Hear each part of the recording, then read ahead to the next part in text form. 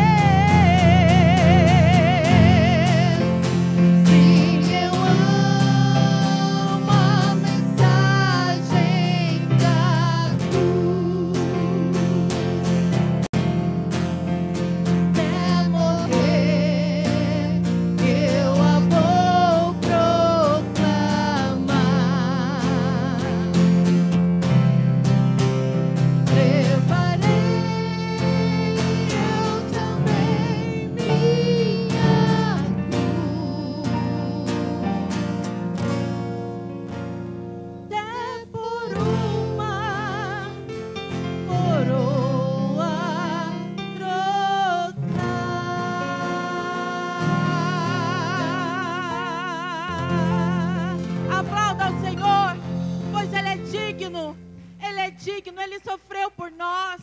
Nós não merecíamos, mas Ele sofreu por nós para que nós tivéssemos a oportunidade da salvação.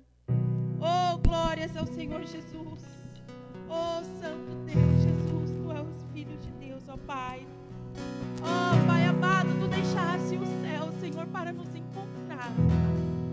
Muitas das vezes não merecemos. Muitas das vezes a gente se acha que somos maiores, que somos tão egoístas. E nos esquecemos da grandeza do nosso Deus. Ó Senhor, como Tu cuida de nós, ó Pai. Como Tu cuida assim como nós cuidamos de nossos filhos, ó Pai amado. Ó Senhor, assim também, Senhor, Tu queres o melhor para nós. Obrigado, Pai. Obrigado, Santo, Santo, Santo. Fechou os céus pra me encontrar aqui. Não é, oh glória, o seu lugar. Um amor assim o mundo não conheceu.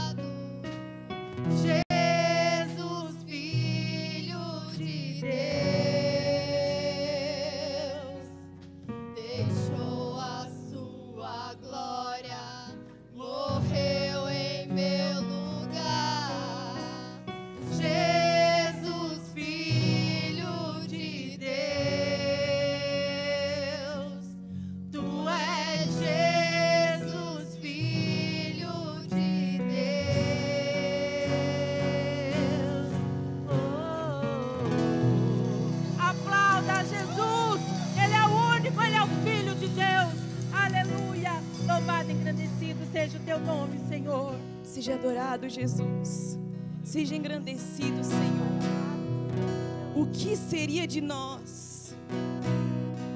O que seria de nós se não fosse o Senhor, Deus?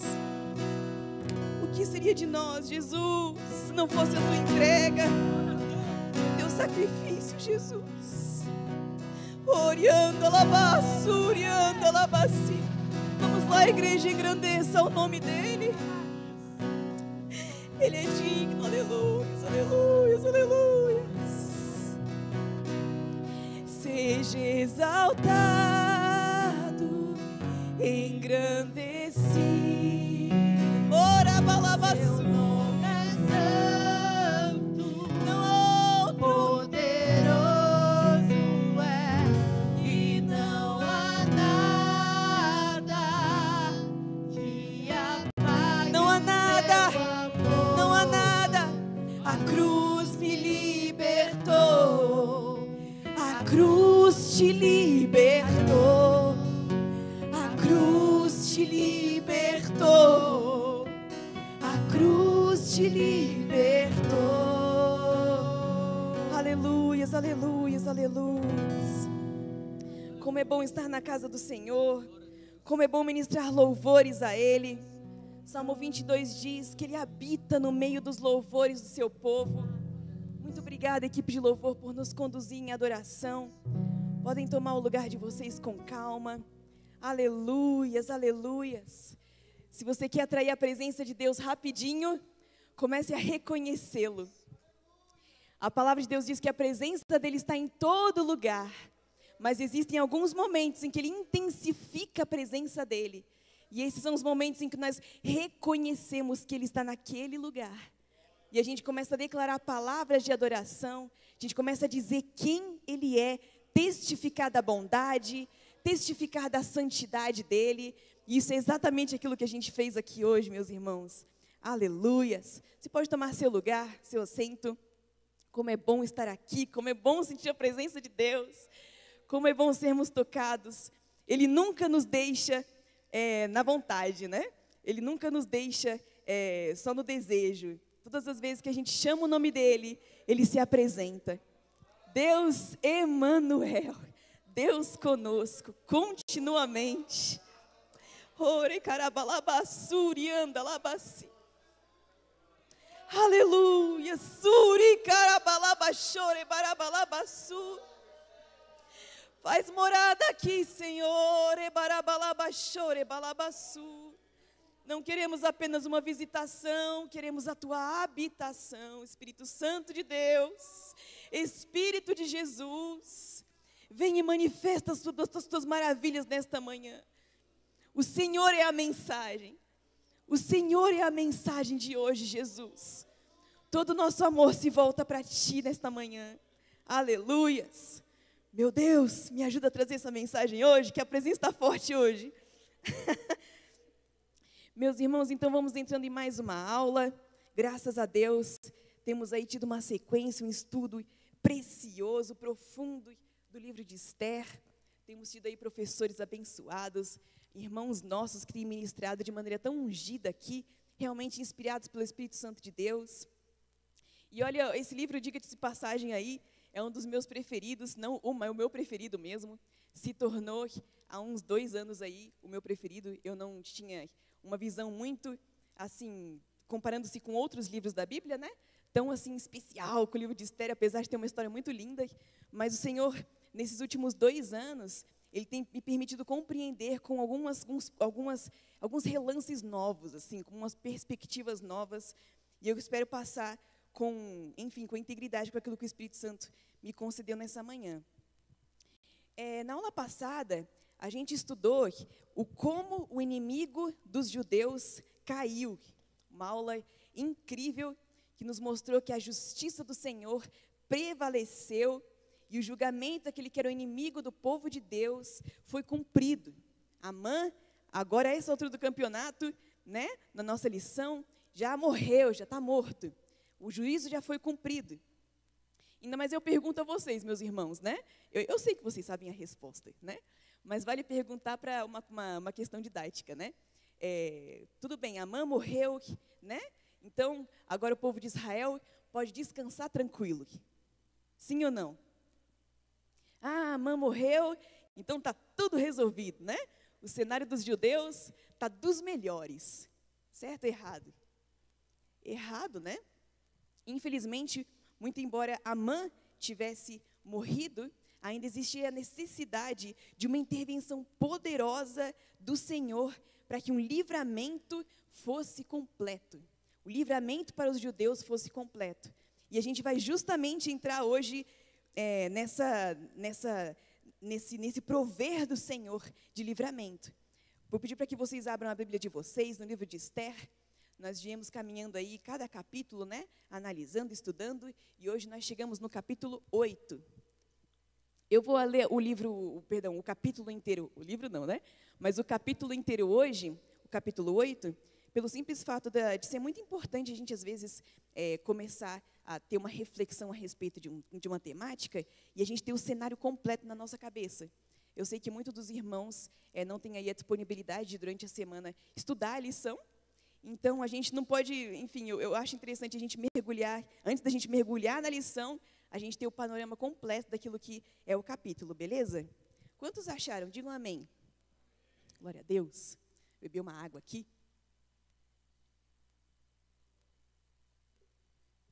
Glória a Jesus. A epigrafia aqui na minha Bíblia diz: o rei concede a Mardoqueu o edito em favor dos judeus. Vamos lá. Naquele mesmo dia, deu o rei Assuero a rainha Esther à casa de Amã, inimigo dos judeus. E Mardoqueu veio perante o rei, porque Esther tinha declarado o que lhe era. E tirou o rei o seu anel, que tinha tomado a Amã, e o deu a Mardoqueu. E Esther pôs a Mardoqueu sobre a casa de Amã. Falou mais Esther perante o rei, e se lhe lançou aos pés, e chorou e lhe suplicou que revogasse a maldade de Amã, o agagita, e o seu intento, que tinha intentado contra os judeus. E estendeu o rei para Esther o cetro de ouro.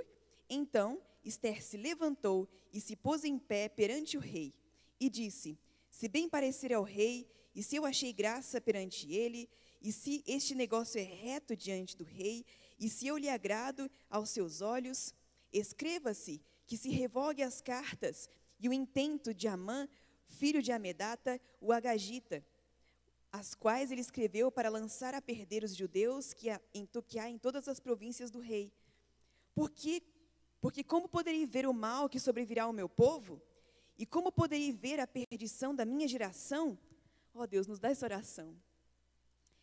Então disse o rei Assuero à rainha Esther e ao judeu Mardoqueu: eis que dei a Esther a casa de Amã, e a ele enforcaram numa forca, porquanto quisera pôr as mãos sobre os judeus. Escrevei, pois, aos judeus, como parecer bem aos vossos olhos, e em nome do rei, e selai-o com o anel do rei. Porque a escritura que se escreve em nome do rei, e se sela com o anel do rei, não é para revogar.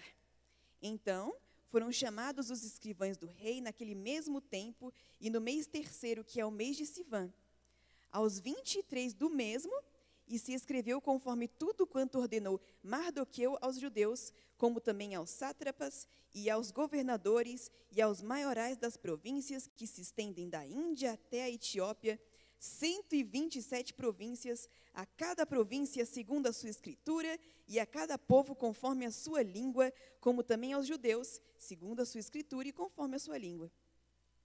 E se escreveu em nome do rei Assuero, e se selou com o anel do rei. E se enviaram as cartas pela mão dos correios, a cavalo que se cavalgavam sobre jinetes, que eram as cavalariças do rei. Nelas, o rei concedia aos judeus que havia em cada cidade que se reunissem e se dispusessem para defenderem suas vidas e para destruírem e matarem e assolarem a todas as forças do povo e província que com eles apertassem crianças e mulheres e que se saqueassem os seus despojos. No mesmo dia, em todas as províncias do rei Assuero, no dia 13 do 12º mês, que é o mês de Adar, e uma cópia da carta que uma ordem se anunciaria em todas as províncias foi enviada em todos os povos, para que todos os judeus estivessem preparados para aquele dia, para se vingarem dos seus inimigos. Os correios sobre jinetes das cavalariças do rei apressuradamente saíram impelidos pela palavra do rei, e foi publicada esta ordem na fortaleza de Suzã. Então, Mardoqueu saiu da presença do rei com uma veste real azul celeste e branca, como também uma grande coroa de ouro e com uma capa de linho e púrpura, e a cidade de Suzã exultou e se alegrou. E para os judeus houve luz e alegria e gozo e honra. Também em toda a província e em toda a cidade, aonde chegava a palavra do rei e a sua ordem, havia entre os judeus alegria e gozo, banquetes e dias de folguedo, e muitos entre os povos da terra se fizeram judeus, porque o temor dos judeus tinha caído sobre eles. Aleluias! Eu amo a palavra de Deus. Você ama a palavra de Deus, meu irmão? Olha só o que Deus faz. O livramento que Deus concedeu a esse povo foi algo maravilhoso. E esse acabou se tornando um dos capítulos meus preferidos da Bíblia. Simplesmente pelo motivo de que Deus abriu os meus olhos, de maneira bem pessoal, abrindo meu coração, tá, meus irmãos? Deus abriu os meus olhos para ver que o livro de Esther não é a seção Disney da Bíblia. Deus abriu os meus... a história seja maravilhosa, né? Seja uma história muito linda, mas o Senhor mexeu muito comigo, mostrando que o livro de Esther não é um conto de fadas. Não é uma história rasa de uma rainha que precisou ser empurrada para o cumprimento do seu propósito. O livro de Esther é um livro profético. E eu me explico. Sabemos que o Velho Testamento ele é composto de várias histórias de pessoas como eu, como todos os meus irmãos e irmãs que estão aqui.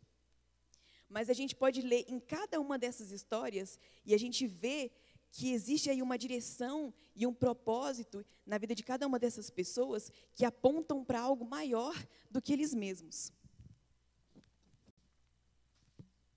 Isso porque a história de cada uma dessas pessoas, se a gente pôr numa linearidade, o que vai acontecer é como se a gente conseguisse ter um texto, colocando uma história atrás da outra, a gente tem um texto lindo.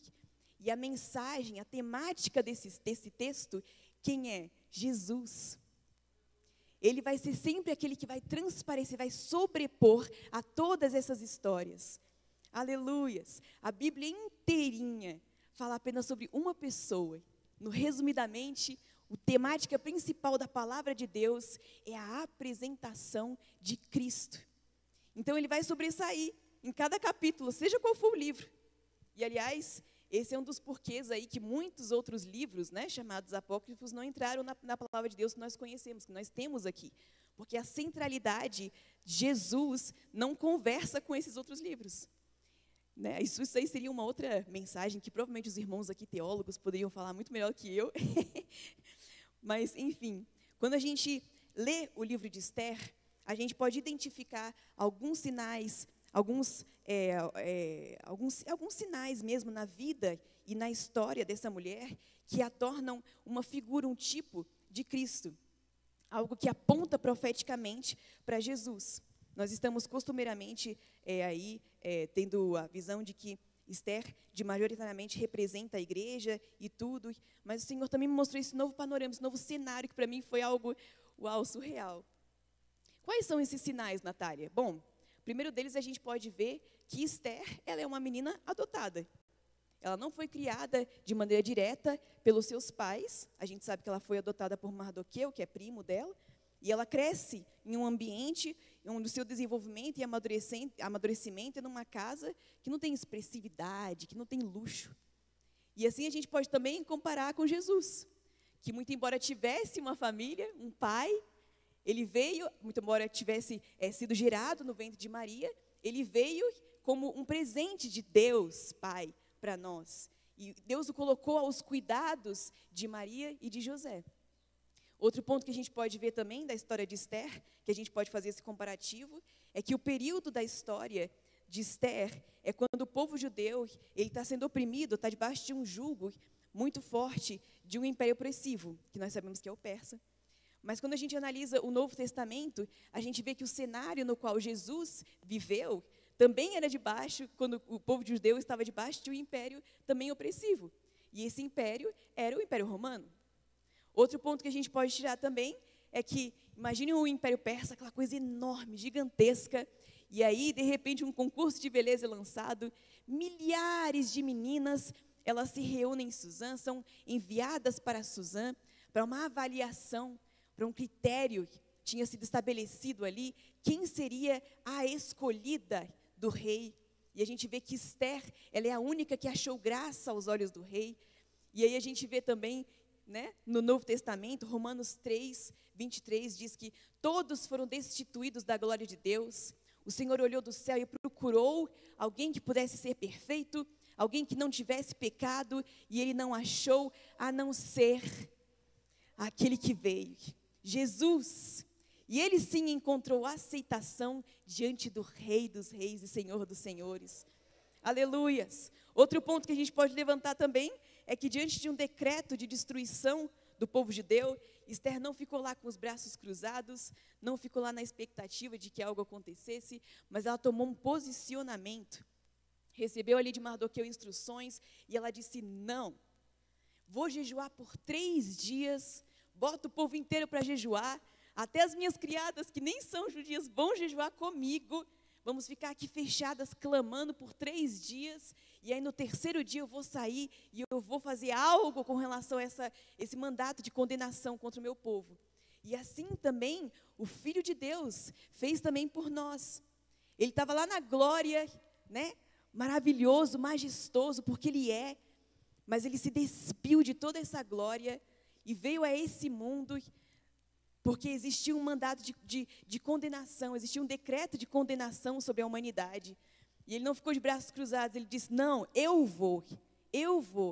E assim também passaram-se 3 dias de tristeza, de humilhação, portas fechadas, lágrimas derramadas, mas no 3º dia, aleluias, a vitória chegou, aleluias. Meus irmãos, claro que os traços de Jesus podem ser percebidos em diversos momentos e também em diversos personagens desse livro. Mas a gente vai mergulhar fundo nessa revelação específica e vamos desenvolver no raciocínio da nossa lição, que, aliás, não sei se vocês já abriram aí, está na página 65, e ela está dividida em 3 partes. A primeira delas fala elevação de Mordecai. Aí depois ela divide num outro tópico que se chama o novo decreto e depois popularidade dos judeus. Dentro dessas temáticas ela vai desenvolvendo vários assuntos, mas eu queria só ler o texto áureo aqui para enfatizar, que diz o seguinte: escrevei, pois, aos judeus como bem parecer, em nome do rei, e selai-o com o anel do rei, porque os decretos feitos em nome do rei, e que com seu anel se selam, não se podem revogar. Aleluias! Então vamos entrando aí na nossa primeira temática, elevação de Mordecai. A gente vê que o escritor da nossa revista, ele já entra aí no tema confiscando os bens de Amã. E meus irmãos, a gente sabe, na aula passada, o pastor Ribeiro nos ensinou que Assuero, ou o rei Xerxes, né, tanto dos 2 nomes serve, né? Ele era uma questão de linguagem, né? Ele era um rei muito desagradável. Ele era um rei extremamente impulsivo, ele era um rei extremamente dissuasivo, fácil de ser enganado, ganancioso. Quando Amã oferece ali a morte dos judeus e resolve pagar, até oferece o pagamento disso, o rei fala: opa, é mesmo?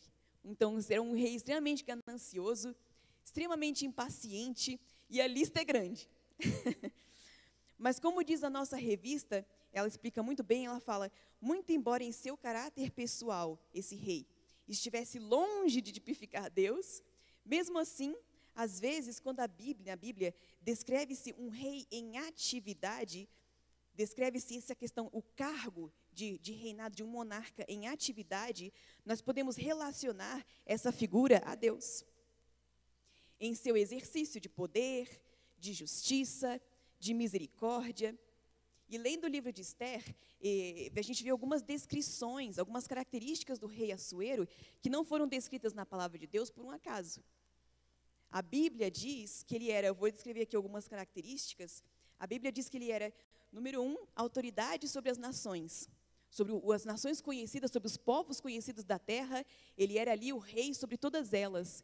E isso, de alguma forma, nos lembra a pessoa de Deus também, que também reina sobre as nações e governa sobre todas elas. Outro ponto também é o fato de uma pessoa apenas poder apresentar-se diante desse rei se for chamado, se for convidado. Parece uma lei meio estranha, mas quando a gente analisa com o olhar espiritual, com o olhar profético, a gente analisa que diante de Deus até que faz sentido. O próprio Jesus disse em Mateus 11, 27, e ninguém conhece o Pai senão o Filho, e aquele a quem o Filho quiser revelar. Ou seja, pela nossa natureza caída, pelo pecado, nós não podemos nos achegar diante de Deus Pai pelos nossos próprios atos de justiça, por aquilo que a gente é. É impossível nos achegarmos diante dele em santidade. A palavra de Deus diz que ninguém viu Deus. A verdade é que a glória e a santidade dele nos consumiria. E dessa mesma maneira, a gente pode ver também na palavra de Deus, né, testificando disso. Outra característica, historicamente, o rei Assuero, ele era chamado, olha só, meus irmãos, de rei dos reis. Outra característica é que o rei Assuero acabou se tornando juiz, o juiz que estabeleceu condenação contra um inimigo de Israel. E, aliás, vale aqui ressaltar um ponto muitíssimo importante. Afinal, Amã não é apenas uma figura histórica. Assim como todos os personagens nos apontam para personalidades ou para um sentido profético, Amã também ele vai ter uma representação. Vamos ler em Ezequiel 28. Sabemos que Amã ele foi escolhido como primeiro-ministro, uma pessoa que estaria próximo do rei, auxiliando, tratando de questões, enfim, né, políticas e tudo. Sabemos que ele também foi escolhido dentre tantos, né, para ocupar essa posição. E isso nos lembra muito um outro personagem.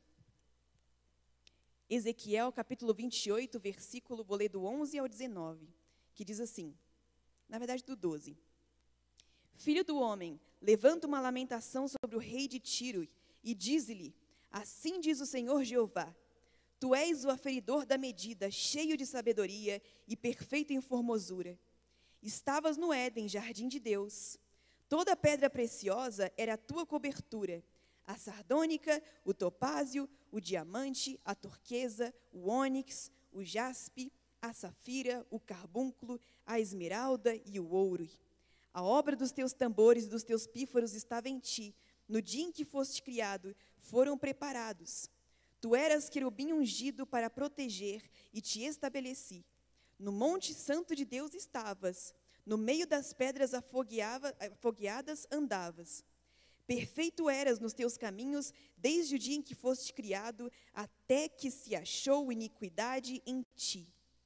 Na multiplicação do teu comércio se encheu teu interior de violência e pecaste, pelo que te lançarei profanado fora do monte de Deus e te farei perecer, ó querubim protetor, entre as pedras afogueadas. Elevou-se o teu coração por causa da tua formosura, corrompeste a tua sabedoria por causa do teu resplendor. Por terra te lancei diante dos reis, te pus para que olhem para ti. Pela multidão das tuas iniquidades, pela injustiça do teu comércio, profanaste os teus santuários. Eu, pois, fiz sair do meio de ti um fogo, que te consumiu a ti, e te tornei em cinza sobre a terra, aos olhos de todos que te veem. Todos os que te conhecem entre os povos estão espantados de ti. Em grande espanto te tornaste, e nunca mais serás para sempre. Amém. Eu sei que as palavras proféticas, especialmente desses livros, como Isaías e Jeremias, são para um tempo específico, para pessoas específicas, mas a palavra de Deus, ela trabalha sempre, como nós falamos, né? Com um cenário completo. Precisamos analisá-la sempre de maneira completa. E nesse trecho aqui, Deus fala claramente a história de Lúcifer. Perceba que a posição que ele tinha era de muita importância no céu, assim como Amã era para Assuero. Porém, a palavra nos revela que a altivez de que Lúcifer tinha no seu coração foi a sua ruína. Ele cobiçou ser Deus, cobiçou tomar o lugar do Criador, e por isso o Senhor o condenou e marcou uma data para a sua completa destruição. Ele já está condenado eternamente, ele já perdeu essa guerra, ele é um derrotado. Você pode dizer amém? Glória a Deus. Fechando aí esse parênteses, outra característica que a gente pode tirar aí do rei Assuero, aliás, um tanto que interessante, é que o rei Assuero, ele aponta para Deus Pai. Também, quando ele confisca os bens de Amã, Amã morre, né? É condenado, e aí é dito historicamente, Flávio Josefo e outros historiadores dizem que aquilo que era do inimigo, que pertencia ao inimigo do reino, pertencia, né, agora ao rei. Só que a gente vê uma coisa interessante que acontece aqui. A gente vê que o rei, ele pega esses bens, e no primeiro versículo a gente leu do capítulo 8, que ele pega esses bens e o dá a Ester. E isso também nos faz referência a Deus Pai. O próprio Jesus disse: todas as coisas me foram entregues por meu Pai, e ninguém conhece o Filho senão meu Pai. Isso está em Mateus 11, 27. No Velho Testamento a gente pode ver também em Salmos 2, no versículo 8, em que é como profeticamente Davi escreve, né, mas é uma palavra profética como se o pai dissesse para o filho: pede-me as nações, e eu te darei por herança os confins da terra por tua possessão. E a gente vê também em Isaías 53, vamos lá abrir, gente? Isaías 53, versículo 11.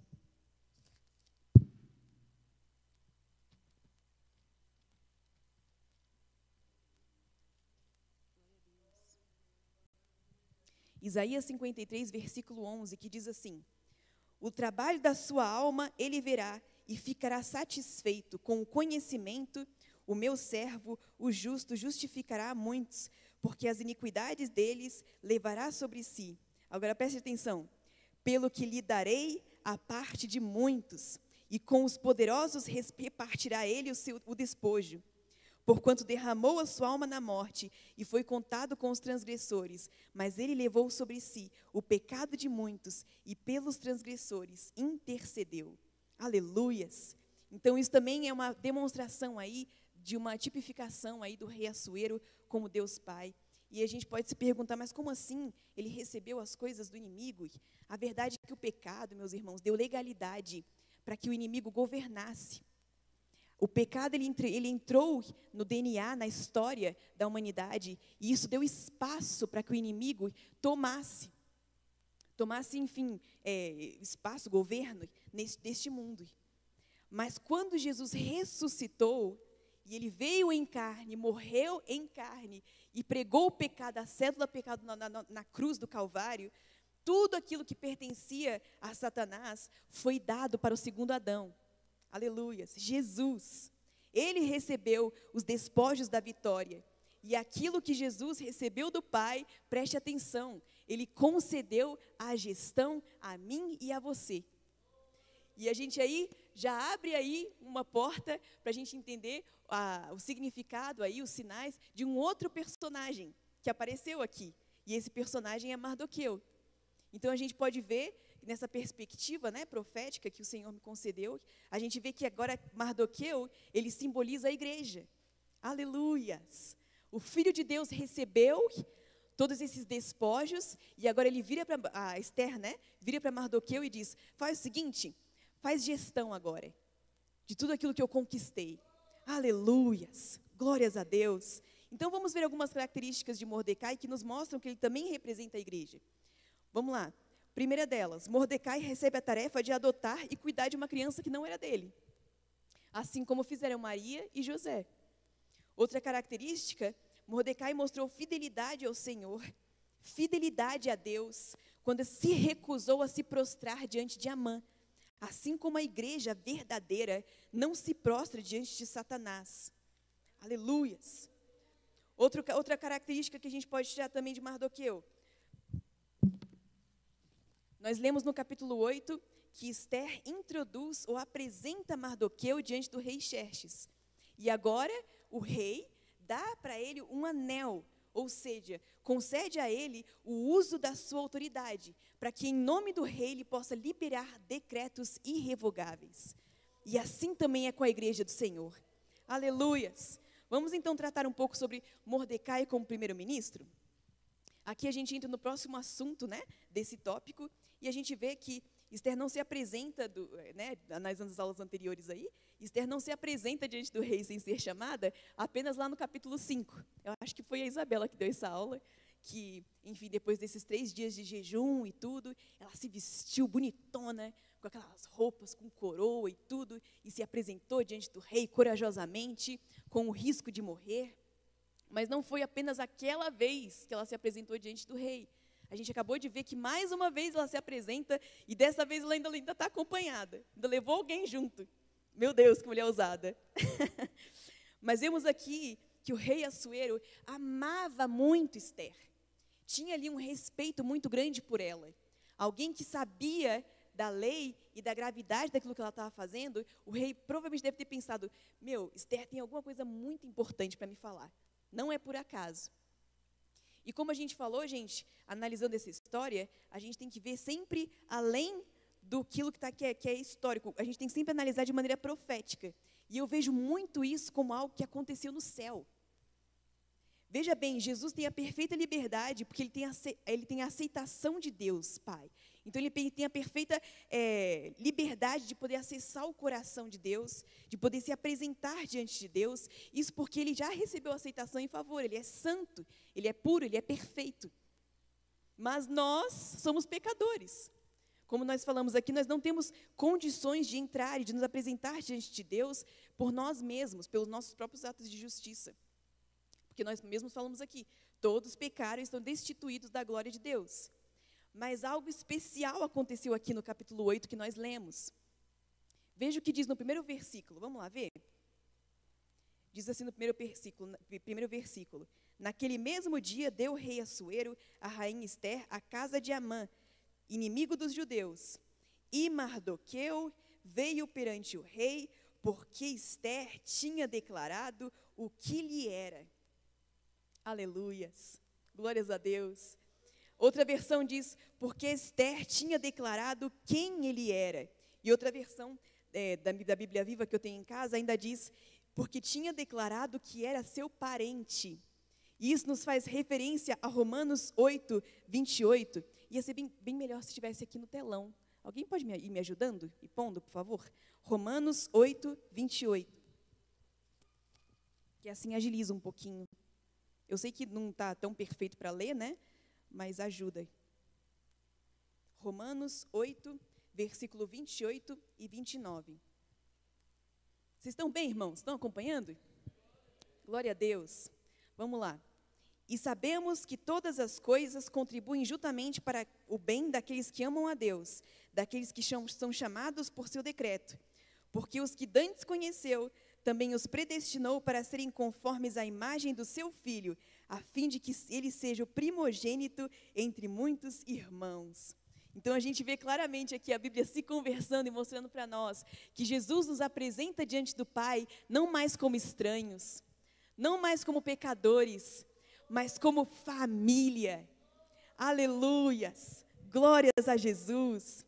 E imediatamente depois dessa apresentação, aquilo que o rei faz é tirar o anel que pertencia a Amã e dar a Mardoqueu, simbolizando que a partir daquele momento, Mordecai se tornara o primeiro-ministro, simbolizando que ele recebeu autoridade para liberar decretos irrevogáveis em nome do rei.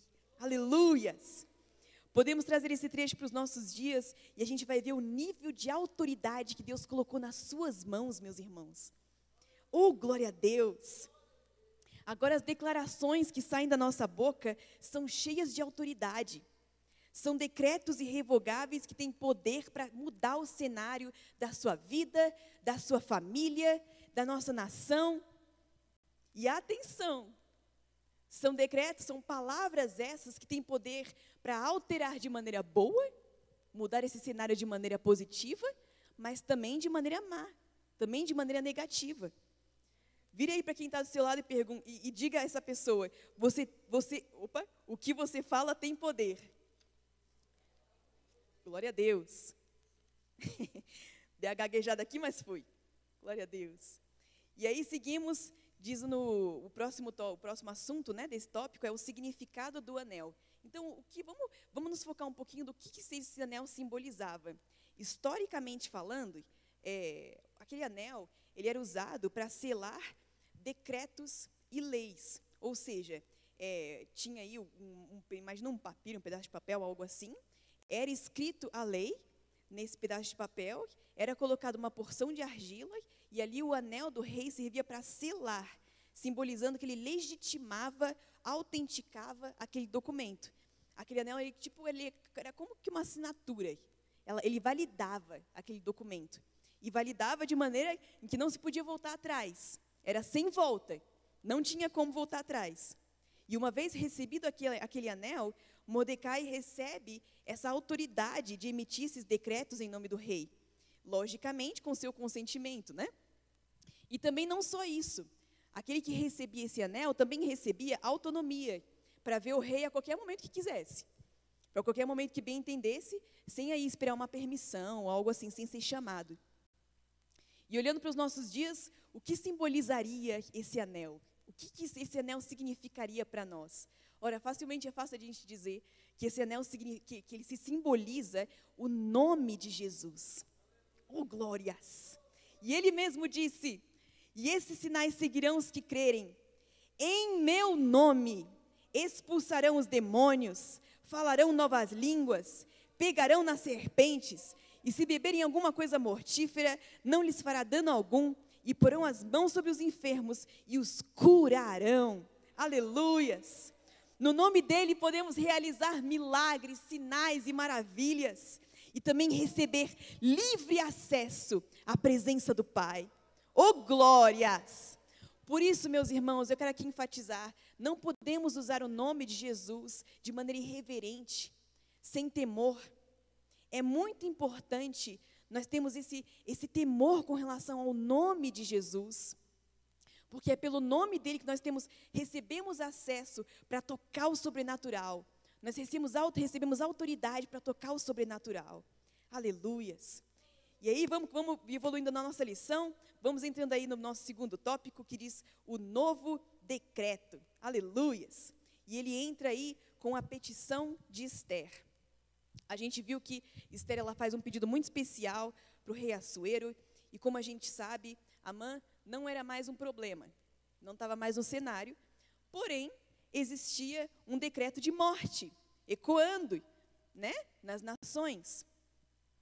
Por isso, mesmo com tanta autoridade, mesmo com aquelas vestes maravilhosas, com aquela pompa maravilhosa, né, de majestade que Esther tinha recebido, Esther se prostra diante do rei em lágrimas, clamando, pedindo para que ele revogasse esse decreto de condenação.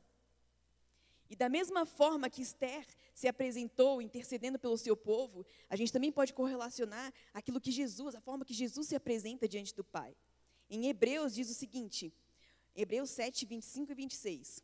Portanto, Jesus pode também salvar perfeitamente os que por ele se chegarem a Deus, vivendo sempre para interceder por eles, porque nos convinha tal sumo sacerdote, santo, inocente, imaculado, separado dos pecadores e feito mais sublime do que os céus.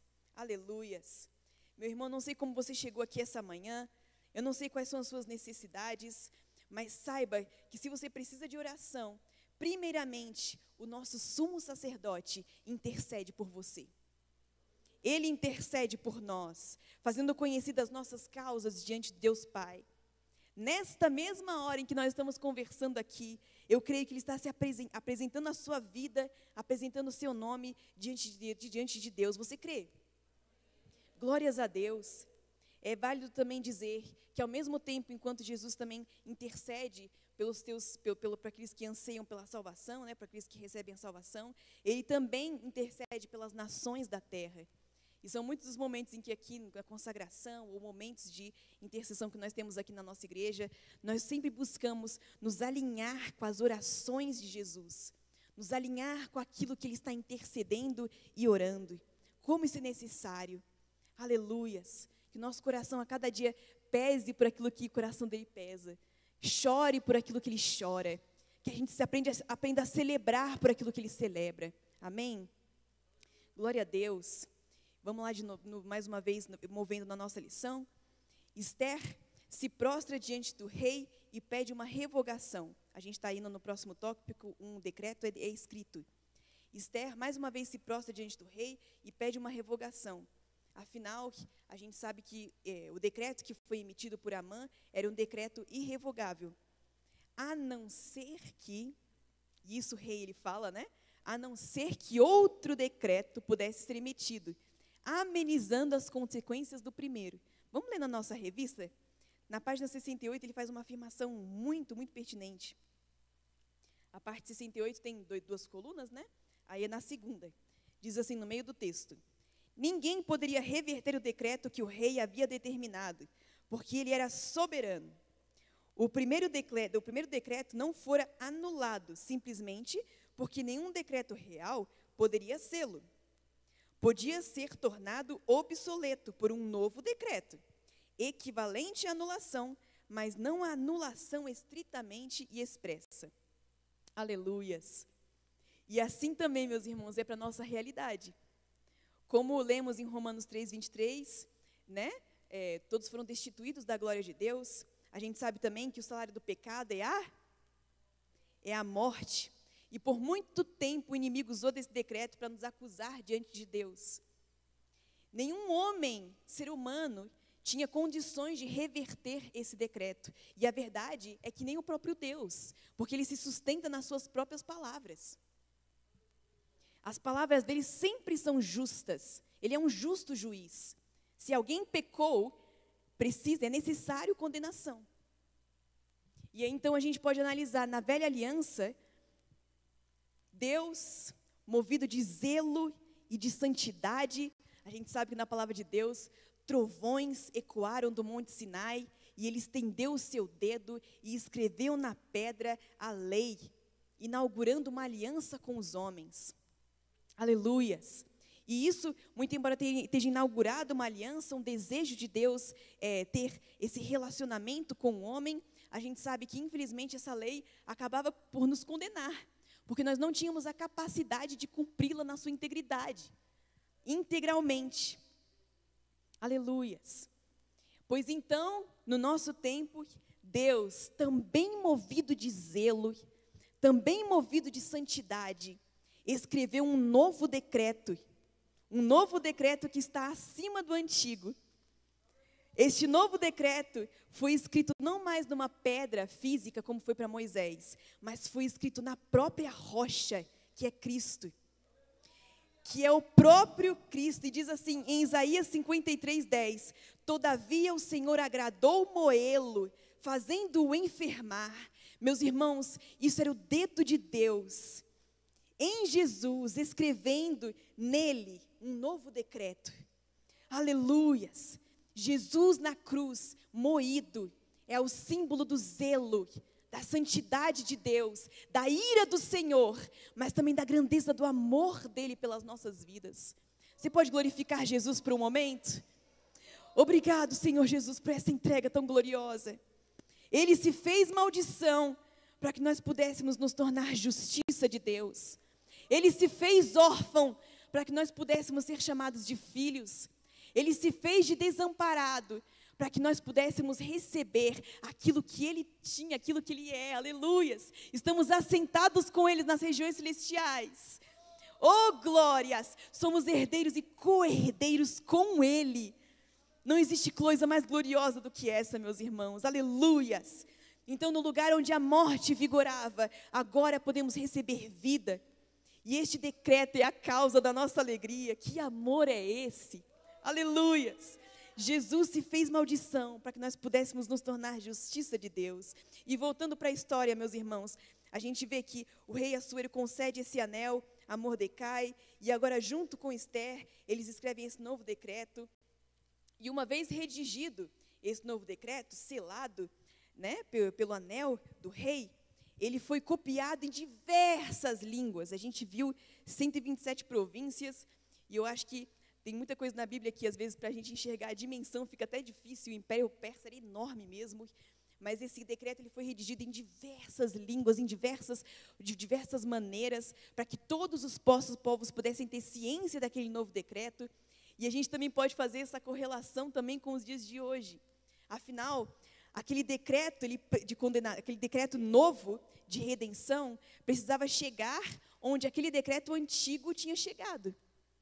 Era necessário que isso acontecesse, porque onde o decreto novo não havia chegado ainda, ali ainda existia condenação. Ali ainda vigorava o decreto antigo. Uma vez que o decreto novo chegasse, aí esse outro decreto se tornava obsoleto. Mas até então, era necessário que, de fato, o mais rápido possível, essa mensagem fosse anunciada em todo o império. E assim a gente também pode correlacionar com relação à mensagem da salvação. É necessário que a mensagem de salvação, que a mensagem de Jesus alcance os mais diversos confins da terra. Porque lá ainda está vigorando o decreto antigo. É necessário que a mensagem da cruz alcance todos os cantos, todos os povos, línguas e nações possam receber essa nova mensagem. Aleluias! É tempo dessa mensagem alcançar todos os povos da terra. E eu pergunto aos irmãos, vocês estão prontos para serem enviados? Aleluias! Quem irá às nações? Quem irá pregar? E às vezes pode não ser necessariamente os nossos pés que vão pisar numa nova nação. Olha só a transmissão acontecendo aqui. A nossa voz sendo alcançada nas diversas partes do mundo. Isso é o novo decreto alcançando lugares onde o velho vigora ainda. Aleluias! E aí a gente entra no nosso último tópico, meus irmãos. Vamos seguindo aí, está até que rápido, meu Deus, aleluias. Popularidade dos judeus. Essa parte eu gostei demais, porque fala, Mordecai é honrado. A gente vê que logo depois, no versículo 15, né? Logo depois dele ter liberado esse decreto, ter selado, ele sai diante do rei, do palácio, se apresenta diante daquela multidão, que era ali, enfim, esse império, e a palavra de Deus mostra que ele está com essas roupas novas, vestes, azul e branco, né, as roupas, coroado, com uma grande coroa, púrpura. Mordecai, ele sai ali da presença do rei, gente, olha, cheio de autoridade, revestido ali da beleza do que representava aquele reino. Aleluias! E isso faz referência a Apocalipse 5, no versículo 9 e 10, que diz, ali tem João, vendo um cenário celestial do que está acontecendo, e ele vai descrevendo e dizendo, e cantavam um novo cântico dizendo, digno és de tomar o livro e de abrir os seus selos, porque foste morto, e com o teu sangue nos compraste para Deus de toda a tribo, língua, povo e nação, e para o nosso Deus nos fizeste reis e sacerdotes, e reinaremos sobre a terra. Aleluias!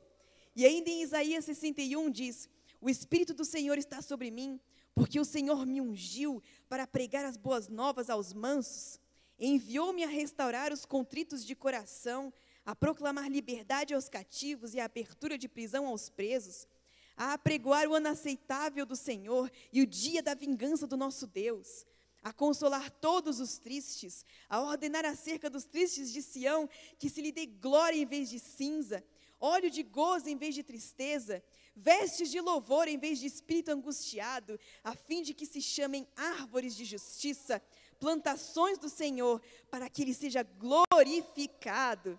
Aleluias! Ao nos conceder o nome de Jesus, Deus nos coroou, nos revestiu de autoridade, e nos deu a capacidade de liberar esses decretos de juízo e de redenção.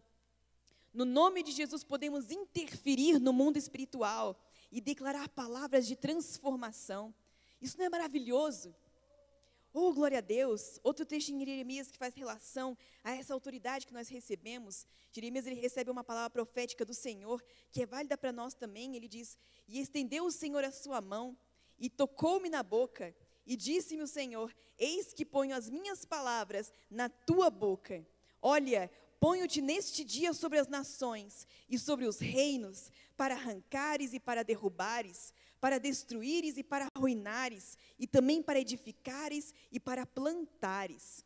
Meus irmãos, Deus te revestiu de autoridade. Ora, balabachore, balabaçu. Tem poder nas palavras que você declara. Como diz a palavra de Deus em Tiago, morte e vida estão na nossa língua, estão na nossa boca. Agora, a minha pergunta para vocês, meus irmãos, na verdade, é a pergunta que Deus faz para nós nesta manhã. O que é que nós temos declarado para o mundo espiritual? Que tipos de palavra tem saído da nossa boca? Jesus, ele fala, a boca fala do que o coração está cheio. O que você tem declarado sobre seus filhos? O que você tem declarado sobre sua esposa? Quem sabe é sobre o seu chefe? Seus superiores? Sobre seu pastor, até pastores, né, daqui da nossa igreja? Quais declarações você tem liberado sobre o Brasil? Morte e vida estão na nossa língua. Ora, balabachore, balabaçu. É tempo de usarmos sabiamente essa autoridade que o Senhor nos concedeu. Agora não somos mais ingênuos diante dessa verdade, diante dessa revelação. O Senhor está nos dizendo nessa manhã, vocês são responsáveis por aquilo que vocês têm colhido. Ore, balabachore, balabaçu. Nós precisamos ser responsáveis por aquilo que nós temos liberado sobre a nossa nação, sobre a nossa casa, sobre as nossas vidas. Não é tempo mais de murmurar, não é tempo mais de liberar palavras de maldição. Ah, o Brasil é um país péssimo. Ah, eu detesto a minha mãe. Ah, eu quero que os meus irmãos desapareçam. Ah, eu vou ficar desempregado para sempre. Meu Deus, essas palavras são palavras de peso no mundo espiritual. É tempo de nós liberarmos decretos irrevogáveis, palavras proféticas que liberam vida, saúde, justiça, liberam os princípios e os fundamentos de Deus na minha, na sua vida, na realidade também de uma nação que há anos tem sido saqueada, meus irmãos, pelo inimigo. Aleluias! Quem são aqueles que vão liberar decretos de paz, de bênção? Paz, justiça, alegria no Espírito Santo de Deus. Amém, aleluias. E aí a gente entra no regozijo e alegria dos judeus, fluindo na nossa lição, já encaminhando para o fim. A gente vê que na nossa lição, ele exalta esse contraste entre aquilo que o decreto antigo causou no povo judeu e aquilo que o decreto novo causou também nesse mesmo povo. Aleluias, ele diz assim na revista, as notícias sobre o reposicionamento do edito real espalharam-se como fogo, glória a Deus, e lendo isso eu só consigo imaginar nas cartas do Novo Testamento, não é verdade? As cartas de Paulo, as cartas de Pedro, João, os evangelhos, a velocidade que isso alcançou as nações, as cópias e diversas cópias que foram feitas, aleluias, tanto que chegou até nos nossos dias. Chegou nas nossas mãos, está aí na sua mão, meu irmão. As cartas que Paulo escreveu, glória a Deus. Depois, historicamente, da história da igreja, né? Com Martinho Lutero, a gente pode fazer esse comparativo. Aconteceu também a mesma coisa, né? Com a prensa e tudo. Glória a Deus. O Senhor soprou e a palavra alcançou o mais simples pecador. Aleluias. E agora chegando no nosso último assunto desse tópico, triunfo sobre os inimigos. Depois de tanta revelação aqui, acho que faltou falarmos sobre uma coisa, aliás, uma coisa muito importante, o conteúdo do decreto. O que de fato estava escrito, né? Se a gente fizer uma revisão aí com aquilo que aconteceu nas aulas anteriores, a gente vê que Amã redigiu um decreto antigo que dizia que todos os judeus deveriam morrer, homens, mulheres, crianças, idosos, todos. Isso porque a cultura e a religião judaica contrariava as leis daquele império, contrariava as leis do rei, incentivando-os à obediência à lei dos persas. É dessa forma que Amã fala, né, para o rei Xerxes. E da mesma forma, se a gente puder fazer deixando esse ensinamento para aplicação para os nossos dias, o inimigo das nossas almas por muito tempo nos acusou, porque de fato a nossa natureza humana caída impossibilitava a gente viver em obediência às leis de Deus. A natureza humana gerou em nós uma cultura depravada que influencia e incentiva comportamentos que desobedecem às leis do Senhor. Mas graças a Jesus, porque Ele veio em carne, destruiu o poder do pecado, condenou o nosso acusador. E a gente viu que por meio dele a gente recebeu redenção, aceitação e autoridade. Agora não vivemos mais em rebeldia, pois a nossa cultura foi transformada, restaurada, e agora nós recebemos a cultura do reino. Aleluias! E o decreto novo? O que esse decreto novo dizia? No versículo 10 e 11 a gente pode ver isso. Vamos ler? Esther 8, versículo 11 e 10. 10 e 11, né? Diz o seguinte, eu vou ler só o 11. Nelas, nas cartas, né, que foram enviadas, o rei concedia aos judeus que havia em cada cidade que se reunissem e se dispusessem para defender suas vidas e para destruírem e matarem e assolarem todas as forças do povo e província, que com eles apertassem crianças e mulheres e que se saqueassem seus despojos. Aleluias! Os judeus receberam a oportunidade de se agrupar, tipo como fazer pequenos exércitos, para defender suas vidas e defender suas famílias. E não só isso, o decreto ainda permitia com que eles pudessem saquear os despojos dos seus inimigos. Aleluias! Então eu concluo essa mensagem esclarecendo aí, trazendo para os nossos dias e adaptando para hoje, seria: levantem-se, peguem suas espadas, que simboliza a palavra de Deus, e guerreiem. Aleluias! Estamos em tempo de lutar. Como diz na palavra de Deus, desperta, desperta, veste-te da tua fortaleza, ó Sião.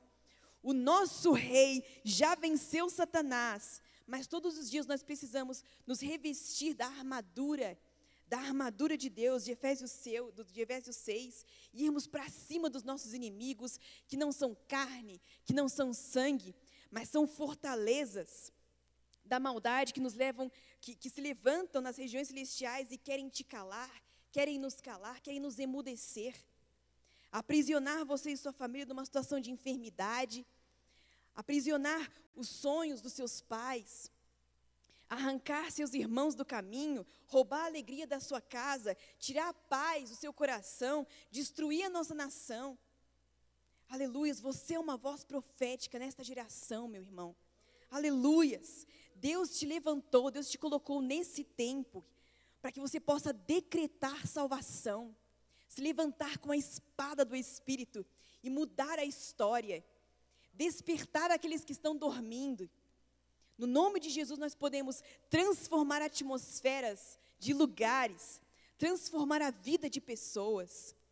Fique de pé comigo, declare comigo: eu sou, mais forte, eu sou uma voz profética na minha geração.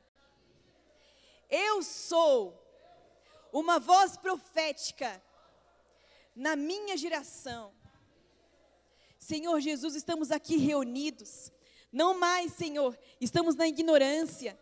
Agora sabemos, Pai, que aquilo que o Senhor colocou na nossa boca tem poder para interferir, Senhor, e transformar a história. Estamos aqui nos posicionando diante do Senhor para dizer que as nossas bocas, ó Deus, liberarão palavras, decretos irrevogáveis, Senhor, que estarão baseados nos princípios do Teu reino.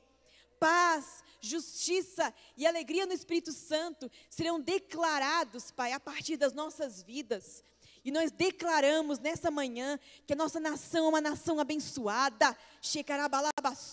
Nossa nação é uma nação próspera. Nós declaramos que a justiça do Senhor reina nesta nação. Nós declaramos que o Brasil pertence ao Senhor Jesus. Nós declaramos que o futuro do Brasil não é incerto. O futuro do Brasil está debaixo dos planos do Senhor. Nós declaramos, Senhor, que essa nação será a nação cujo rei é o Senhor. Viveremos em alegria, viveremos em paz. Eu declaro, Senhor, sobre as famílias dos meus irmãos, declaro a paz que excede todo entendimento. Eu declaro que em nome de Jesus, os meus irmãos serão abençoados na terra. Eles verão as bênçãos do Senhor alcançarem suas vidas, seus filhos e os filhos dos seus filhos, Pai. Eu declaro uma geração abençoada, uma geração que não se corrompe, Deus, mas uma geração cheia do Espírito Santo de Deus.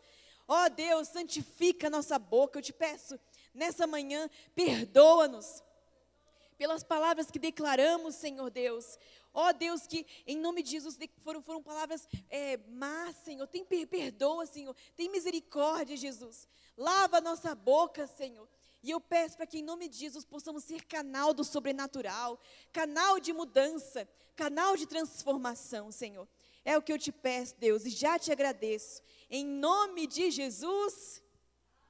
Amém. Glória a Deus.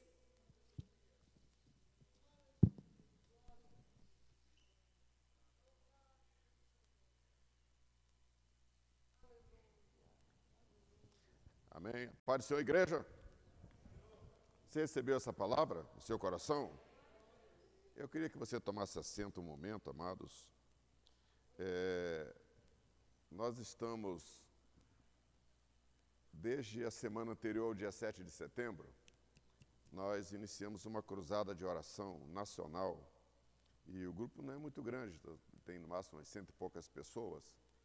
E a gente ora todos os dias, das 6 até as 8 da manhã. E quando foi naquela semana do 7 de setembro, a gente viu que nós passamos um momento tenso aqui no Brasil, com grandes manifestações, e que nós não sabíamos aonde isso ia se direcionar. Isso gerou muitas dúvidas, medos, e parece que estava todo mundo meio que esperando um desfecho que poderia ser negativo, e com ordem de prisão para Sérgio Reis, Zé Trovão e jornalistas e outras coisas mais. E diante dessas preocupações todas, olhando o cenário que a gente estava orando, e Deus colocou no meu coração algumas questões, até porque no 7 de setembro, também naquela segunda-feira, dia 6, foi o dia do Rosh Hashanah, que é considerado a mudança de ano dos judeus. A gente vive hoje, amados, um período em que nós temos que discernir algumas questões. Existem igrejas que elas tomaram um posicionamento judaizante, ou seja, elas trazem elementos da cultura judaica para dentro da igreja contemporânea. Tem coisas que a gente tem que entender e tem coisas que a gente nós fazemos as nossas avaliações. Mas é interessante que isso aqui é uma concepção minha como pastor da igreja. O Brasil, desde que esse governo assumiu, ele buscou uma reconexão com Israel. Os irmãos concordam com isso? Buscou uma reconexão. A Bíblia fala assim, Deus falou para Abraão, aqueles que te abençoarem, eu vou abençoar. Aqueles que te amaldiçoarem, eu vou amaldiçoar. Deus nunca revogou esse decreto. Deus nunca revogou. Então, quem abençoa o povo judeu é abençoado. Não interessa a política deles, quem está lá, quem é o governante, não interessa. Aquele povo é de Deus. Não interessa o fim que eles terão, Deus tem um projeto completo para aquele povo ali. E Deus, esse decreto está ativo. Aqueles que te abençoarem, eu vou abençoar. Então nós destravamos um canal que tinha com Israel. Se vocês perceberem, o Brasil está com um alinhamento, Brasil, Estados Unidos e Israel. A maior nação cristã, a nação que é o povo de Deus, e nós estamos nesse alinhamento também. Isso não pode passar desapercebido dos nossos olhos. Creia quem quiser. A Bíblia, ela é um conjunto só de instruções. Não tem nada aqui que não funciona mais. Toda a Bíblia funciona. E os decretos de Deus que ele não revogou, estão todos em vigor. Todos estão em vigor. Deus, ele governa a terra através de decretos. E ele libera esse decreto para pessoas que serão aqueles portadores daquele decreto que ele liberou. E quando Deus chama Abraão e diz, em ti serão benditas todas as nações, as famílias da terra, é nele, em Abraão. Deus não elegeu um outro homem para que isto acontecesse. E é por isso que Jesus nasce dentro da linhagem de Abraão, lá na frente, mas foi lá que ele nasceu. Porque Deus estabeleceu no seu decreto que em Abraão seriam benditas, inclusive para a salvação. Por isso que Jesus vem da linhagem também. Decreto de Deus. Então, se a gente não entende isso, você parece que dissocia a vinda de Jesus dos decretos de Deus. Então, nós estamos vivendo hoje um tempo, amados, em que tem que entender isso. Então, o Rosh Hashanah aconteceu dia 6 e dia 7. E no dia 15, agora, para o dia 16, é o dia do Yom Kippur, é o dia do perdão. E é interessante que eles estão dentro do princípio bíblico, que está lá no livro de Levítico isso. E eles fazem isso, e vai acontecer agora essa semana. Foi a semana passada o Rosh Hashanah, e agora vai acontecer o dia do Yom Kippur. E nós estamos, por que eu quero dizer isso? Quando eu falo de alinhamento com os decretos de Deus. Isso é interessante. Porque eu estava orando essa semana e ministrando com esse grupo de oração que tem no Brasil inteiro. Eu disse, Deus está nos levando para o livro de Joel. O livro de Joel é um livro que trata de uma crise anunciada. E que essa crise, ela começaria pela economia. E a base econômica daquela época era a agricultura e a pecuária. E Deus anuncia algumas fases que aquela economia ia passar até entrar num momento difícil. E Deus levanta Joel para aquele tempo. E para que ele diz que o impacto seria tão grande que passaria para outra geração. Ele fala, são coisas que não se viu e que o impacto é tão grande que vocês vão passar isso para outra geração. E Deus vai mostrando aquela realidade e chega um certo momento que Deus diz assim, eu quero os sacerdotes, gemei sacerdotes do altar. Deus está chamando aquele povo a um arrependimento. Eu não combinei nada com a Natália aqui, eu nem sabia que ela estava dando aula hoje aqui. Então nós estávamos ministrando sobre isso. E eu ministrei lá dizendo assim, olha, vamos entrar, o ano que vem a gente completa 200 anos da independência. Se você quiser fazer alguma associação ou não, eu não sei o resultado dessa associação, né? Mas isso seria o 4º jubileu, se for considerar 200 anos, cada um a 50 anos. E Deus colocou no meu coração de nós termos um ano, e começar a partir de agora, um ano de busca de arrependimento. É o que o livro de Joel nos chama. Uma busca de arrependimento. Amados, nós como família temos que nos arrepender. Nós como igreja temos que nos arrepender. E como nação nós temos que nos arrepender. Como família, como igreja e como nação. Irmão Badia, parece coincidência as 3 áreas que a gente ora nessa igreja aqui já de algum tempo. Deus está nos chamando a um arrependimento. Os nossos corações se endureceram dentro das nossas famílias, dentro das igrejas, e que nós não reconhecemos que precisamos de entrar nos átrios do quebrantamento de Deus. Nós nos autoqualificamos. Enquanto Deus às vezes nos reprova, nós estamos nos autoqualificando.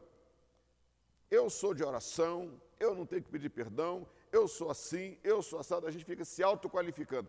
Enquanto nós estivermos nos autoqualificando, a ação do arrependimento ela não acontece. Ele se autoqualifica como bom marido, como boa esposa, como bom crente, como bom obreiro, como bom cidadão, como bom monte de coisa. Enquanto nós não entrarmos na trilha do arrependimento, você vai ter que abrir mão de tudo isso e descer. A restauração não vem, porque o livro de Joel também fala de uma restauração, mas uma restauração que vem precedida de um arrependimento. Então eu estava convocando os nossos amados irmãos, nós vamos começar um ano de oração sobre arrependimento. Lá tem bispos, apóstolos, tem gente de todas as funções eclesiásticas, mas eu quero compartilhar essa palavra com meus irmãos, porque daqui a 2 dias, melhor, dia 15, hoje é dia 13, né? Dia 15 e dia 16, começa o dia do Yom Kippur. E é interessante que eu fui olhar aqui agora as datas das coisas, né, para ver, e parece que é uma coincidência de datas, mas essa orientação que o Espírito Santo tinha nos dado já estava no meu coração, e eu acabei de checar agora aqui, e realmente o dia do Yom Kippur é dia 15 e dia 16 de setembro agora.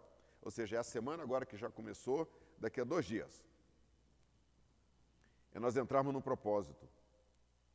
Amados, não adianta a bênção de Deus, ela não opera. O avivamento não opera num ambiente onde há dureza de coração. Tem que haver arrependimento, tem que haver quebrantamento. E se isso não acontecer, não adianta, você pode morrer, gritar, de pedir aos céus que libere decretos, não serão liberados enquanto a gente não colocar as coisas no seu devido lugar. Não adianta. Isso não é pregação negativa. Eu sou um pastor e o Espírito Santo tem me orientado a colocar a igreja no rumo onde os decretos de Deus, eles são liberados. Eu não venho aqui para pregar uma ilusão para você. Dizer, irmãos, eu vou orar aqui agora, vai ser todo mundo abençoado, não vai ter mais dívida nessa igreja, eu estaria te iludindo. Não que Deus não opere isso, é que Deus está querendo operar em coisas mais profundas para que a bênção dele seja liberada sobre os seus filhos. Deus não sopra um vento de bênção em ambiente todo desorganizado. Deus não sopra um vento de bênção sobre uma família desorganizada, sobre uma igreja desorganizada e sobre uma nação que está desorganizada. Deus, ele nos chama a um concerto. O concerto começa na minha vida com Deus, começa dentro da minha casa. A gente tem que rever certos posicionamentos dentro dos nossos relacionamentos familiares, se consertar. Tem que consertar. Não adianta a gente se autoqualificar, se autojustificar, se autoproteger, dizer, não, comigo está tudo certo. Não adianta se autoenganar. Não. Quando a gente começa a descer, o que acontece, amado, o que é descer? Você vai tirando tudo aquilo que te autoqualifica. Tudo aquilo que te auto-justifica, tudo aquilo que auto-engano, você vai tirando tudo isso. E chega uma hora que você se sente que você está sem nada. E sem nada você não é nada. É aí que Deus te quer. Assim, agora eu vou colocar o meu em você. Agora que você está sem nada, você se despiu de tudo na minha presença, agora eu vou colocar o meu em você. E Deus começa a colocar a bênção dele sobre a vida da gente. Mas enquanto a gente estiver no nosso orgulho, tem chamado orgulho cultural. Não, está tudo bem, irmão. Estou bem, estou tranquilo. Não, para mim está tudo certo, eu não tenho pecado nenhum. Eu entro aqui na igreja, saio, está tudo certo, a minha cabeça não me acusa de nada. Eu quero colocar, amados, se Deus acha pecado até nos anjos dele, quanto mais em nós que estamos aqui. Então, veja só, a palavra de Deus, ela vem, e nós vamos estar trabalhando um pouco sobre o livro de Joel, sobre isso. Nós queremos restauração, nós estamos cansados de viver a incerteza. cansado de viver num campo de força que está consumindo todos nós de alguma maneira. Mas Deus tem falado muito ao meu coração. É tempo de ajuntamento, é tempo de quebrantamento, porque Deus opera num ambiente onde há quebrantamento. E nós estamos resistindo isso. Nós estamos adiando a bênção de Deus sobre as nossas vidas e sobre a igreja e sobre a nossa nação por causa da dureza do nosso coração. Nós não gostamos de mensagens, pastor Joãozinho, que nos exortam, que nos estimulam a tomar um posicionamento de nos humilhar. Nós não gostamos desse tipo de mensagem. A gente quer que todo mundo passe a mão na nossa cabeça. Olha, você é uma bênção, você é a coisa mais linda que existe. Você é a tchutchuca de Deus. E não é. Deus é o nosso Pai Celestial, Ele quer nos resgatar a padrões elevados que nos colocam distintos no tempo que nós estamos vivendo. Deus, Ele não trata a gente como a gente acha que Ele deveria tratar. Deus, Ele nos trata como seres importantes, de valor criado por Ele, que temos grandes deformações e Ele quer corrigir essas deformações em nós para que a nossa vida expresse a grandeza que Deus é e que nós não estamos conseguindo expressar neste tempo. Você vê, por exemplo, levanta um Sérgio Reis, expressa pela nação inteira, um Zé Trovão. Cadê o pastor que se expressa? Cadê a igreja que se expressa? Se expressa caminhoneiro, se expressa não sei o que lá. Ah, tinha um monte de gente lá na manifestação, debaixo da expressão de uma pessoa que não conhece a Deus como você conhece. Porque a liderança que estava lá foi a liderança de um cantor de música sertaneja.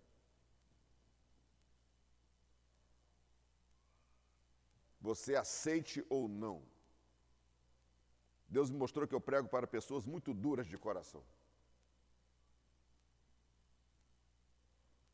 Mas exatamente isso. Porque, amados, nós não queremos entrar na rota do arrependimento. O nosso orgulho não deixa a gente entrar. Quando você chega que você tem que confessar um pecado, amados, hoje em dia a confissão de pecado é assim: Senhor, perdoa meus pecados. Pecado tem nome. Pecado tem nome, por isso que a Bíblia fala, se o povo sempre pelo nome, se humilhar, porque humilhar é você vai ter que contar o pecado que tem nome para Deus. Quando a Bíblia fala, confessai suas faltas uns aos outros, é falar aquilo que você errou para o seu irmão, porque isso tem um efeito psicológico também na sua vida, quando você fala. Isso alivia um peso emocional que está sobre a sua alma. Nós desaprendemos como nós temos que tratar com o pecado. O pecado parece ser uma coisa assim que deixa lá que a natureza cuida, mas não é assim. Então, amado, nós estaremos nesses poucos tempos que nós temos aqui, nós combinamos hoje, eu passei para os irmãos, nós não tivemos aquela nossa oração de ontem, tendo em vista as atividades que aconteceram durante a semana, sobretudo na terça-feira, mas eu disse que hoje até às 11 horas nós estaremos aqui para aqueles que podem. Nós estaremos orando aqui até às 11 horas, mais ou menos 30 minutos, colocando diante do Senhor a nossa realidade. Amados, eu quero ser um homem abençoado e abençoador. Você quer? Eu tenho que tomar essa decisão como igreja. Nós temos que tomar essa decisão. Ser abençoado e ser abençoador tem um preço a pagar, sobretudo um preço de quebrantamento. Tem um preço a pagar. Às vezes nós achamos que a nossa posição, ela se sustenta em cima de um orgulho que nós temos. E se você abrir mão desse orgulho, você parece que vai ficar desse tamanhozinho. E todo mundo vai pisar em cima de você. Porque é assim que nós fomos formados. Mas eu quero dizer para você que quando você se humilha, você não vai ficar desse tamanhozinho, porque vem sobre a sua vida um peso de glória. É isso que Deus libera sobre a sua vida. Um peso de glória. Que o mundo não pode dar. Nem para mim, nem para minha casa, nem para a igreja, nem para a nação. Nossos olhos não podem, quando fala de nação, estar olhando para as eleições de 2022. Nós temos que estar olhando para onde o Espírito Santo está nos direcionando. Os irmãos estão entendendo o que eu estou dizendo? O Espírito Santo está nos direcionando para quebrantamento, para descer. Deus, quando dá essa mensagem para Joel, dava tempo ainda deles se arrependerem. Então, veja só, Joel, ele é um profeta, e pela própria descrição de Joel 1, pré-Babilônia. Porque ele fala, estou levantando um povo que vai vir aqui e vai fazer uma ruaça aqui. E Joel ficou um pouco espantado com isso. Então mostra que Deus estava dando uma visão pré-babilônica para eles. Ou seja, dava tempo de se arrepender. Mas eles optaram, pelo orgulho deles, a irem até as últimas consequências, que foram ir para a Babilônia em 3 levas e ficarem lá durante 70 anos. Olha só o prejuízo que a nação teve. Nação destruída, 70 anos de cativeiro, depois mais quase 200 anos para reconstruir, aí se passam aí, estou colocando, quase 300 anos de perda, porque não se arrependeram antes. Uma nação, quando ela perde 300 anos, ela perdeu quase 6, 7 gerações que tiveram que trilhar o caminho da miséria, porque alguém não resolveu não se arrepender por causa da dureza do coração. Irmãos, estão entendendo? Quando a dureza do nosso coração, a nossa vaidade, a nossa indiferença, a nossa resistência, como ela coloca a gente numa rota de prejuízos, que às vezes tem 6, 7 gerações que vão pagar o preço. E o que Deus tinha chamado eles aqui era ao arrependimento. Exatamente isso. Por isso que aqui chama o livro também do O Dia do Senhor. Que coisa tremenda, meus amados irmãos. Mas nós vamos estar orando agora, e eu vou estar orando aqui, quero convidar alguns irmãos para estar nos ajudando nessa oração também, e para que nós possamos pedir a Deus que quebrante os nossos corações. Quebranta. Quando o coração começa a ser quebrantado, vai saindo as nuvens de orgulho, de vaidade, de resistência, e aí você vê que você é um pecador. E essa sensação, ela é horrível. Quando você sente que você é um pecador, a sensação é péssima. Quando você se sente um pecador, amados, você olha para você e fala, e aí você começa a descobrir o posicionamento que você tem que assumir diante de Deus. Aí ali o teu perdão, pedido de perdão, ele é sincero. E ali o perdão acontece. Você crê nisso? Nós temos que tirar essas camadas que estão nos enganando.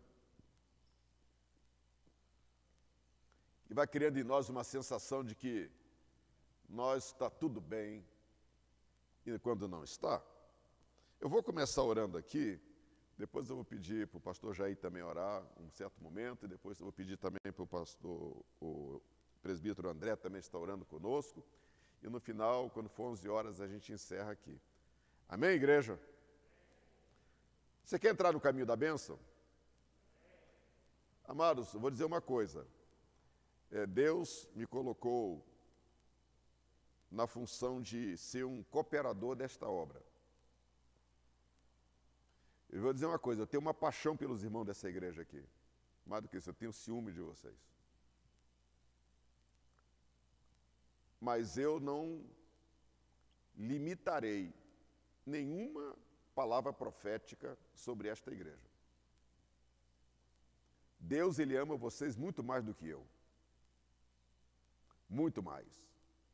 O ciúme de Deus por vocês é muito maior do que o ciúme que eu tenho por vocês. Isso eu tenho plena certeza. Eu tenho plena certeza que se o diabo se levantar contra um de vocês, o fogo de Deus consome ele. O mais pode acontecer, eu sair brigando no pátio com alguém que entra querendo fazer bobagem aqui na igreja. Mas o fogo de Deus é muito maior, porque vocês são menina dos olhos de Deus. Não é por causa disso que Deus não vai corrigir-nos. Porque o pai corrige o filho quando ele ama o seu filho. Se você quer demonstrar que você não ama o seu filho, nunca corrija ele. E você vai ver o que ele vai gerar no final. Vamos estar orando ao Senhor nosso Deus?